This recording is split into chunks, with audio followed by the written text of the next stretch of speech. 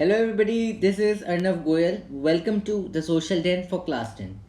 आज के इस वीडियो में हम पढ़ेंगे the rise of nationalism in Europe का यूनिट 4, जिसमें कि जर्मन यूनिफिकेशन, इटली यूनिफिकेशन और यूरोप में यूनिफिकेशन है, ब्रिटेन का यूनिफिकेशन है। यूनिफिकेशन क्या क्या यूनिफिकेशन हुई, कैसे कैसे हुई, क्या प्रोसेस था, वो सब हम पढ़ेंगे।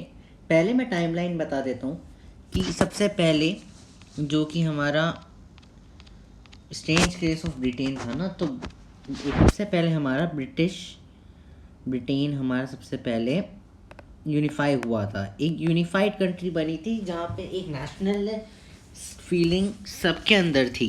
सबसे पहले ब्रिटेन हुआ, ब्रिटेन के बाद हुआ था इटली, और इटली के बाद हुआ था जर्मनी। ठीक है, इस चीज़ को याद रखना, ये एमसीक्यू में कभी कभी आ जाता है अगर टाइमलाइन आ जाए तो।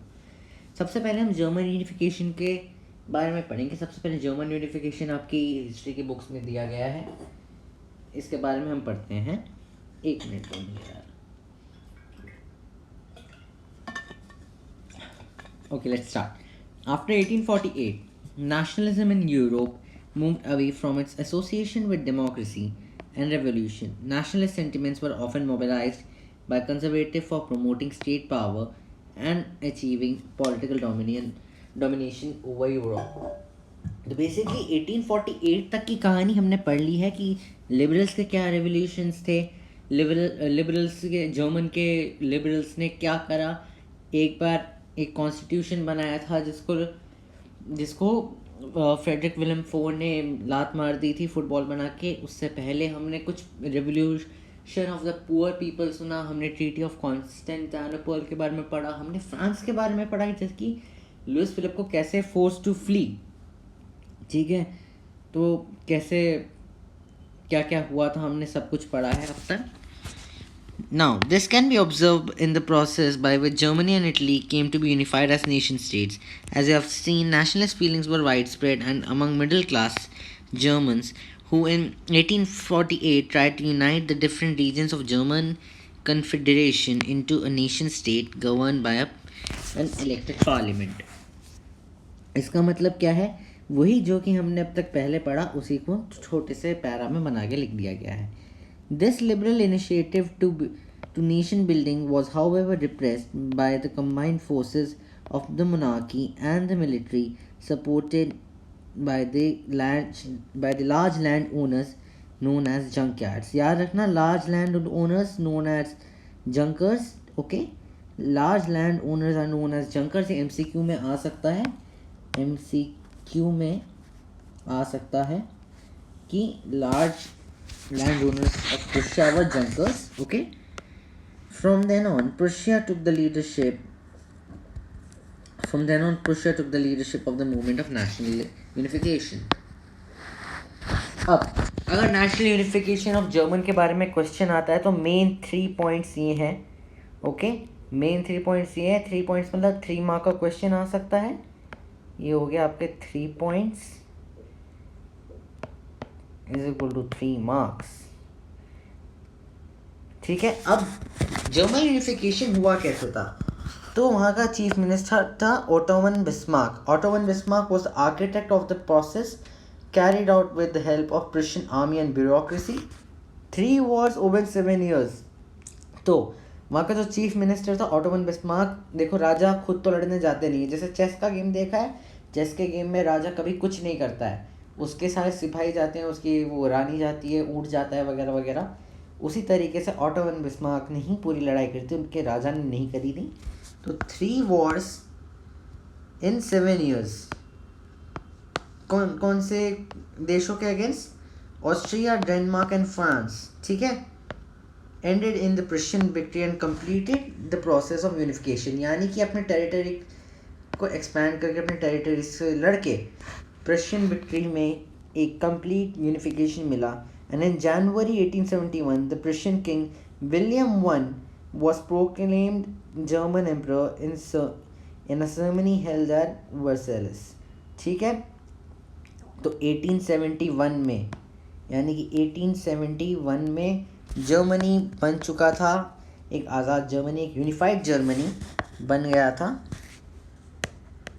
इसको यहाँ ऐसे लिखते हैं 1871, ठीक है। तिलक लगा दिया था विलियम वन को। On the bitterly cold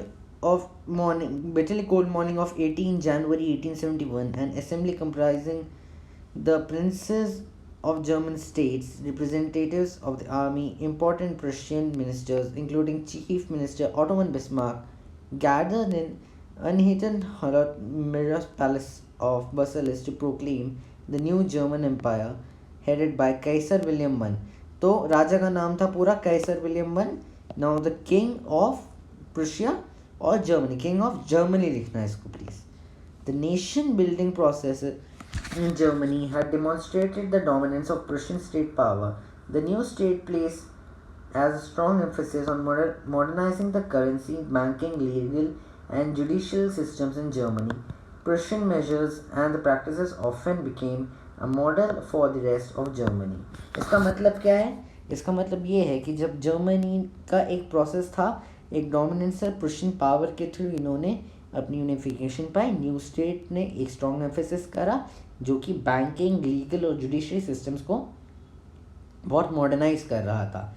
तो प्रुशियन मेजर्स फ्यूचर जर्मन के लिए एक मॉडल बन के रह गया था, ठीक है।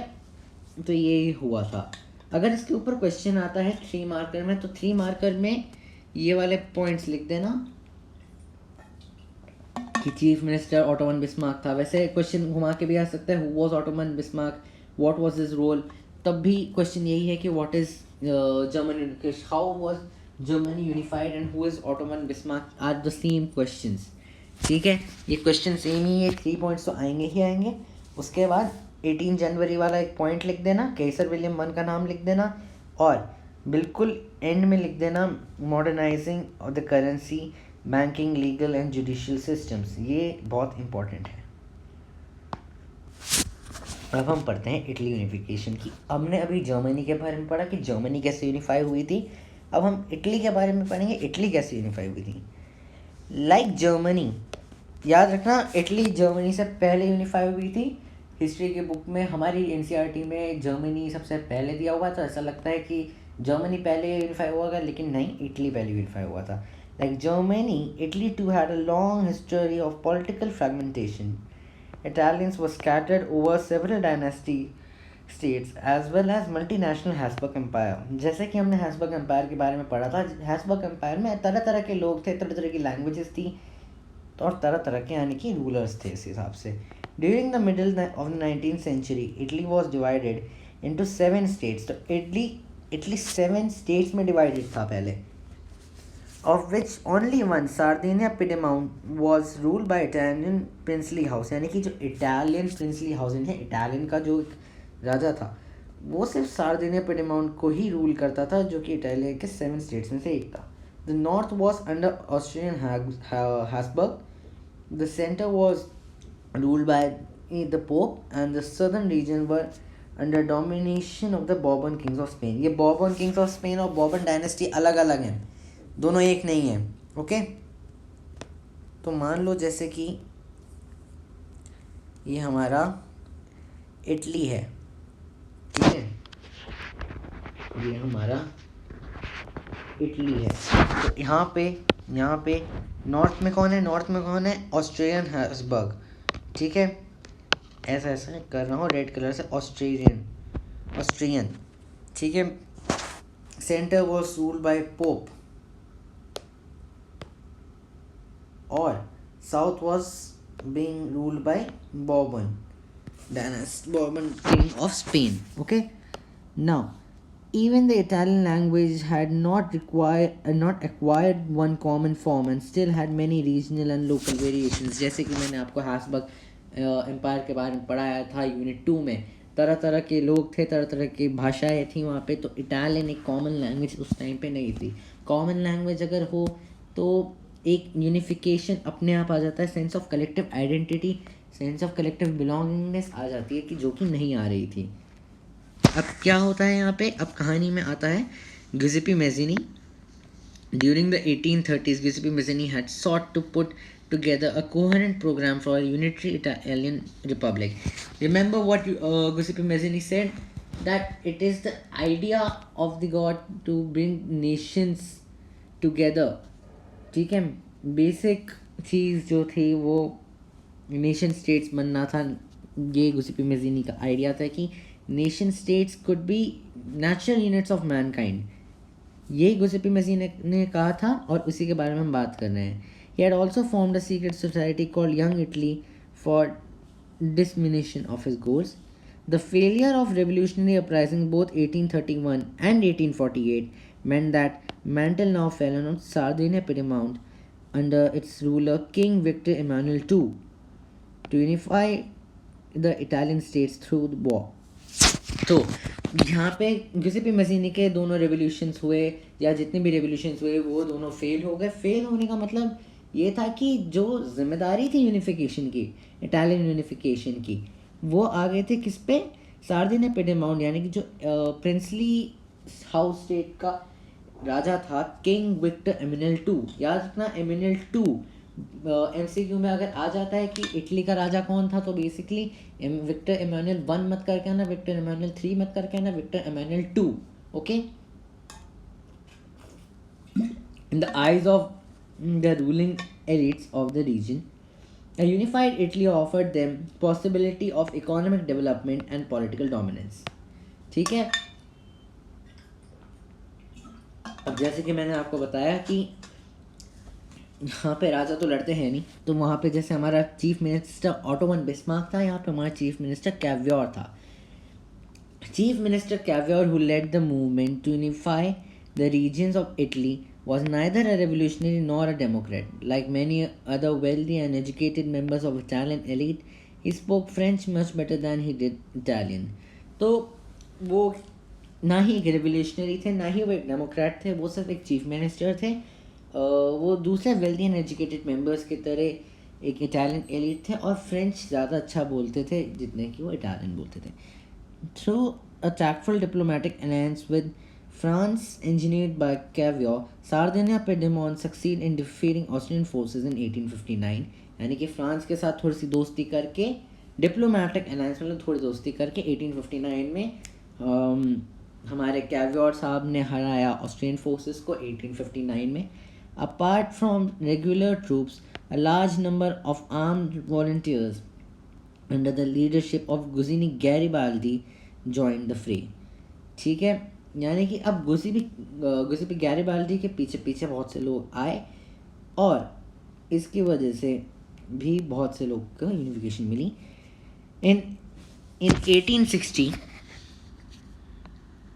ये आई है. Okay, in 1860 they march into South Italy and the kingdom of two Sicilies and succeeded in winning the support of the local peasants in order to drive out Spanish rulers. तो अब इन्होंने क्या करा था, 1860 में साउथ इटली में चले गए, जहाँ पे किंगडम ऑफ टू सिसिलीज में गए और succeeded in winning local peasants. तो उन्होंने क्या करा, पीजेंट्स को अपनी तरफ ले लिया. पीजेंट्स को अपनी तरफ लेने से क्या होता है, अगर आपकी जैसे इंडिया है, इंडिया में 2/3 ऑफ द पॉपुलेशन हमारी एग्रीकल्चर पे बेस्ड है. तो अगर आप फार्मर्स को अपनी साइड में कर दोगे तो आप सरकार को गिराने की बहुत कोशिश कर सकते हो कहीं ना कहीं पे. ठीक है, तो उन्होंने भी वही करा, पीजेंट्स ने वहाँ पे डिमांड करी और स्पेनिश के रूलर्स को भगा दिया. In 1861 Victor Emmanuel II was proclaimed king of unified Italy. Okay, that's the whole story. तो बेसिकली क्या क्या हुआ, कैवियोर ने लीड करा, फ्रांस का डिप्लोमेटिक से ऑस्ट्रिया को भगाया, टैक्टफुल. ठीक है, और उसके बाद गुजिपे गैरिबाल्डी ने बहुत सारे वॉलंटियर्स लेकर आए in this leadership.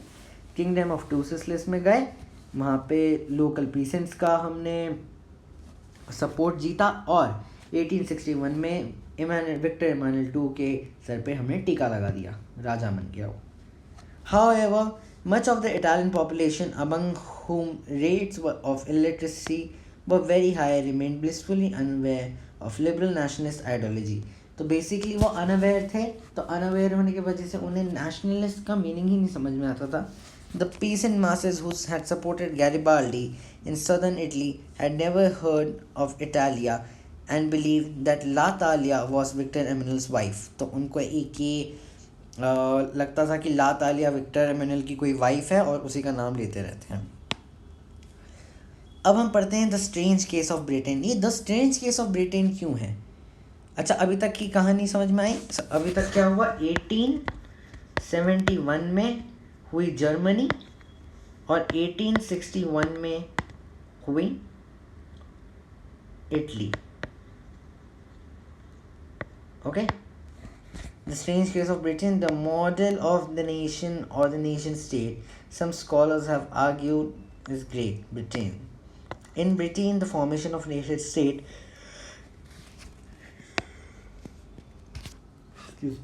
21 nationalism in Europe was not the result of a sudden upheaval or revolution. It was the result of a long drawn out process. ठीक है, ये एक सडन अपीवल नहीं था, सडन रेवोल्यूशन नहीं था, बहुत सारे आर्म्ड फोर्सेस इतनी नहीं थी. लेकिन ब्रिटेन में क्या क्या चीज़ें हुई? There was no British nation prior to the 18th century. The primary identities of the people who inhabited British Isles were ethnic ones such as English, Welsh, Scot and Irish. तो basically यहाँ पे ये 4 languages बोली जाती थी और इन्हीं 4 लोगों की एथनिसिटी थी. All of these ethnic groups had their own cultural and political traditions, but as English nation steadily grew in wealth, importance and power, it was able to extend its influence over the nation of the islands. तो basically हमने हमेशा देखा कि English groups कैसे trade में हर जगह अपनी power बढ़ाते थे. तो कल्चरल और पॉलिटिकल के साथ साथ ये वेल्थ में बहुत इम्पोर्टेंट पड़ गए और पावर में इन्होंने दूसरे ग्रुप्स पे अपना इन्फ्लुएंस दबाना शुरू करा. The English parliament which had seized power from monarchy in 1688 at the end of a protracted conflict was the instrument through which a nation state with England as its center came to be forged. ठीक है, तो nation state का centre था England. और कैसे हुआ? English ने 1688 में एक मोनार्की को हटाया. ठीक है, and seize the power. The act of union, ये बहुत इंपॉर्टेंट है, इसे प्लीज़ मार्क करना. The act of union 1707 between England and Scotland that resulted in the formation of United Kingdom of Great Britain meant, in fact, in effect that England was able to impose its influence on Scotland. तो Act of Union 1707 से क्या हुआ? Influence on Scotland by England. ठीक है, formation of United Kingdom of Great Britain was done by which act? The Act of 1707. The British Parliament was henceforth dominated by its English members. The growth of British identity meant that Scotland's distinctive culture and political institutions were systematically suppressed. The Scottish Highlanders were forbidden to speak their Gaelic language, wear their national dress, and large number of forcibly driven out of their homeland. तो basically क्या हुआ था वहाँ पे? English को मतलब English language हर जगह dominate कर रही थी और दूसरी लैंग्वेजेस को एकदम से फॉरबिडन कर दिया था. अगर आपने अपना कल्चर निभाने की कोशिश करी तो आपको वो फोर्सेबली घर से बाहर निकाल देते थे. Ireland suffered a similar fate. It was a country deeply divided between Catholics and Protestants. The English है, देखो जैसे क्रिश्चियन में 2 तरह के होते हैं, एक होते हैं कैथोलिक्स, एक होते हैं Protestants. So the English helped the Protestants to Ireland establish their dominance over a large Catholic country. Catholic revolts against British dominance were suppressed. ठीक है, मतलब समझ गए, कैथोलिक रिवोल्ट्स को डोमिनेट कर दिया था. आफ्टर अ फेल्ड रिवोल्ट, ये नाम बहुत इंपॉर्टेंट है, Wolfton and his United Irishmen in 1798, Ireland was forcibly incorporated into the United Kingdom in 1801. A new British nation was forged through the propagation of dominant English culture. The symbols of New Britain, the British flag, Union Jack. तो British flag का नाम क्या है? British flag का नाम है Union Jack. The national anthem, God Save Our Noble King. The English language were actively promoted and older nations survived only as subordinate in this union. So basically देखा जाए तो 1801 में ब्रिटेन यूनिफाई हुआ.